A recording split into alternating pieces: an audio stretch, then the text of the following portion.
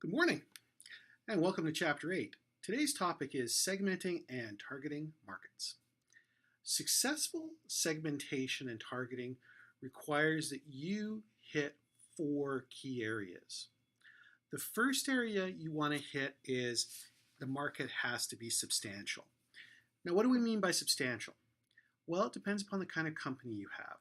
If you are a local restaurant or bar, you're probably looking for a catchment or a market size maybe in the 30 or 40,000 range. If you're a computer company and you're coming out with some new software, you're a new software house, you're probably looking at millions of users because of the cost to market and develop that software to its full potential. So substantial, that's the first thing we want. The second thing we want is it has to be identifiable and it has to be measurable. What does that mean? Well, the first thing is you have to be able to describe your consumer. And we're going to talk about different techniques you can use.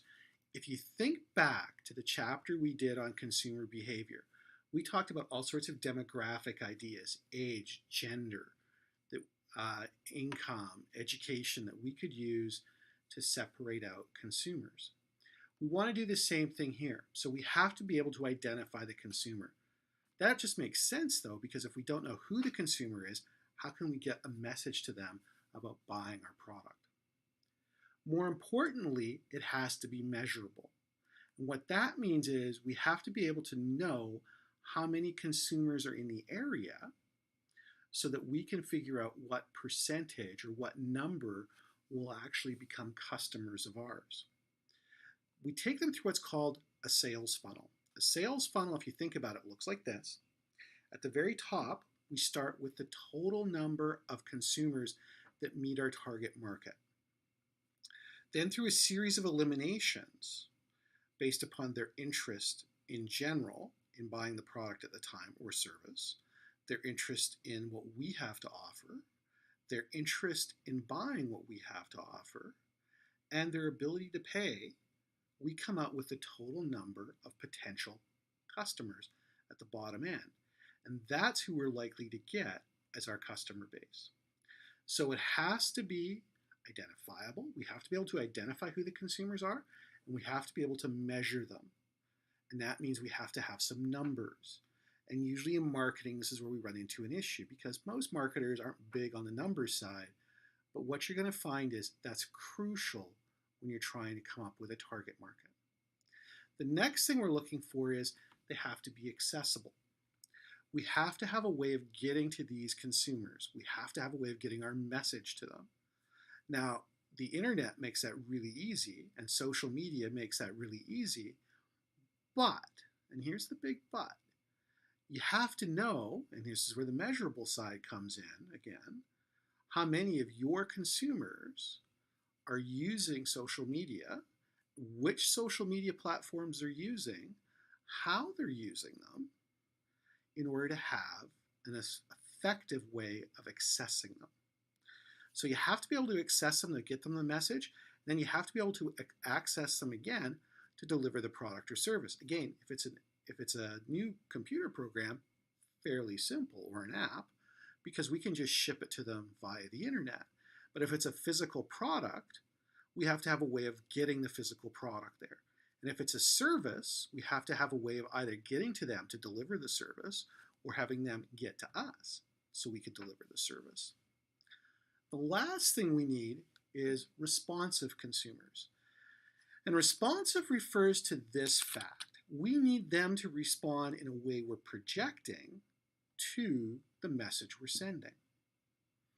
If they're not responsive, if they just sit on their hands and don't do anything, they're not much of a consumer for us. So remember when I talked about the sales funnel? One of the things you have to look at there is what are the available options that they can look at? What can they do instead of purchasing your product or service? And I hate to tell you this, the biggest competitor everybody faces is exactly the same. The biggest competitor you'll ever face is do nothing. You have to find a way to make your product or service appealing in such a way that it encourages the consumer to move beyond do nothing. Now, why do they choose do nothing? Well, it's a basic law of physics, actually, that a body at rest stays at rest. If you're happy with what you're doing, or you're not unhappy enough you want to move, that's a better question. You're not going to change. So when we come in with a new product or a service, we have to prove that it is significantly better than the options they have now in order for them to switch. Okay, so let's recap. We've got 4 things we have to have. Number 1, it has to be substantial. Number 2, it has to be identifiable and measurable. Number 3, accessible.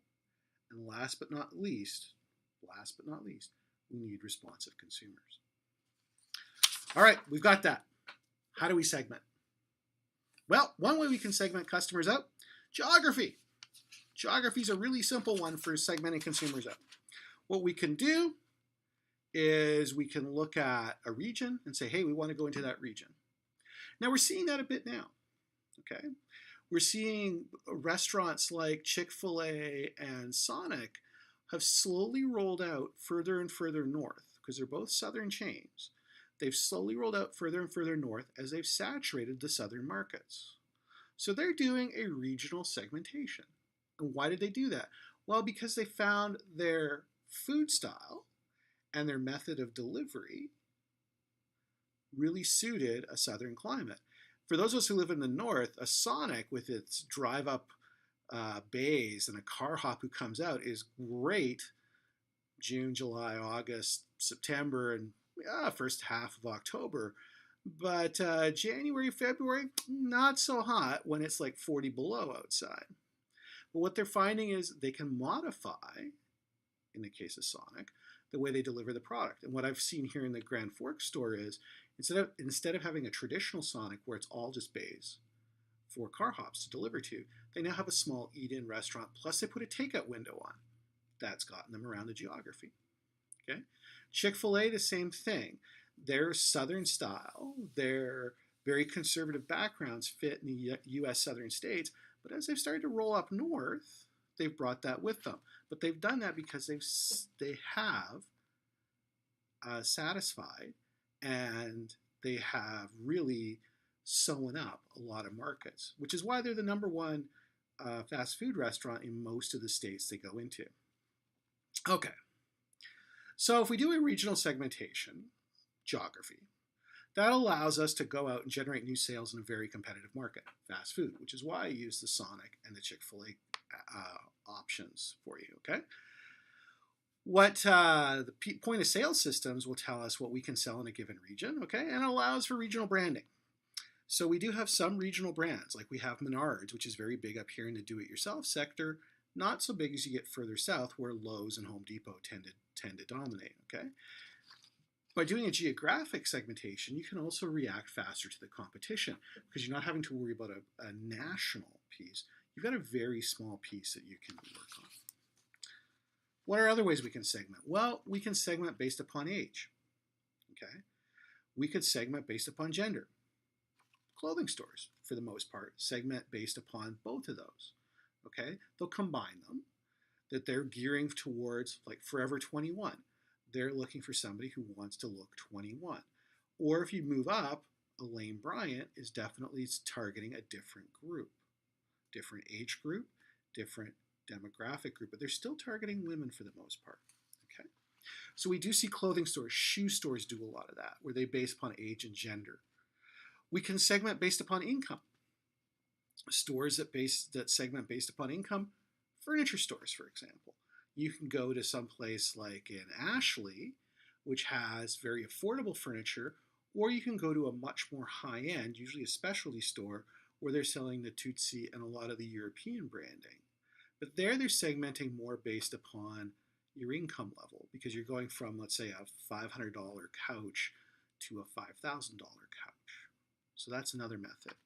We can separate based upon ethnicity. We do have ethnic restaurants, ethnic stores. We've got a halal butcher shop, for example, here. That's very much targeting towards a specific ethnic group, okay?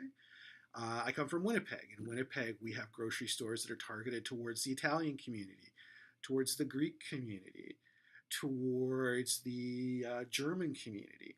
All of those are great examples of stores. And, well, of course, the big ones now are the ones that are targeting the Asian community. We see are based upon ethnic. Now, that doesn't mean they're discriminating. What it means is that's their primary market, because what they're doing is they're bringing in the foods and the ingredients that those folks are used to.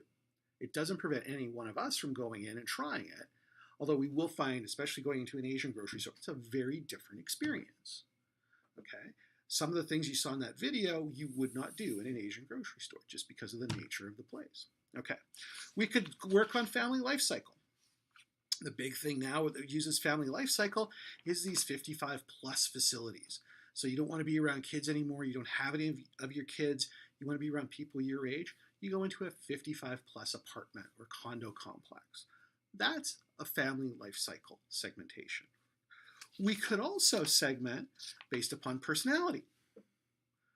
We go after hipsters, for example. Very big when I worked in Austin, Texas. They had stores that were specifically geared towards hipsters.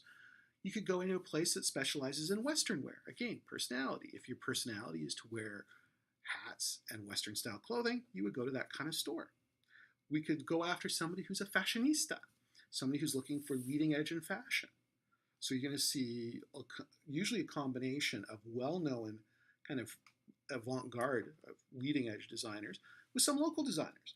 But what the fashionista is looking for is something that separates them. I saw a lot of that when I worked in Bangkok. A lot of stores that were geared towards that fashionista group.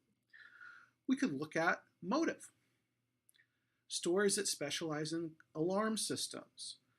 They're looking for motive. That's because the consumer is really concerned about security. Okay?